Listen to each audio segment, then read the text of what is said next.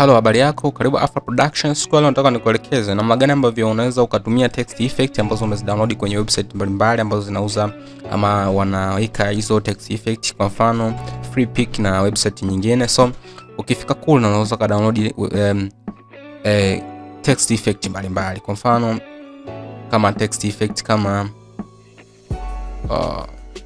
kama hiyo hapo. Sasa nataka nikuelekeze namna gani ambavyo unaweza ukabadilisha na ukaweka neno ambalo wewe unalitaka na likaonekana katika muonekano ambao unaonekana kwenye hiyo text effect. So tufungue hii text effect tuone namna gani tunaweza tukafanya. So unafungua, inaweza ikawa ya Photoshop ama Illustrator. So unaweza kufungua. So text effect yetu ndio hii. Kuna maneno present PSD tunayafuta, hatuna umuhimu nayo, kwa hiyo ile tunaifuta.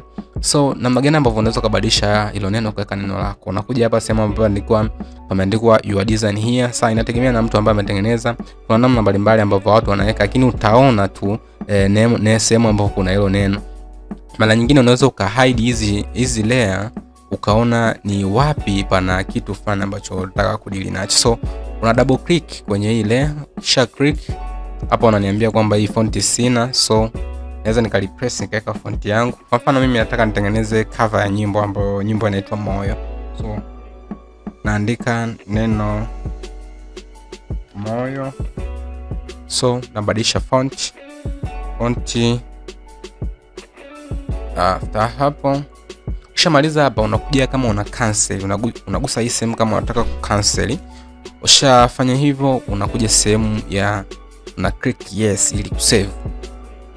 Kisha click yes, unaweza ukaona lile neno limebadilika, limekuja neno ambalo mimi nalihitaji ambalo ni Moyo. So mimi nataka nitengeneze cover ya nyimbo na nataka nitumie kitu chote ambacho kipo hapo, background, kila kitu nataka nikitumie. Sema inategemea, kama unataka utumie neno tu, hautaki background yoyote, unakuja na remove background, inabakia kile kitu ambacho unakitaka. So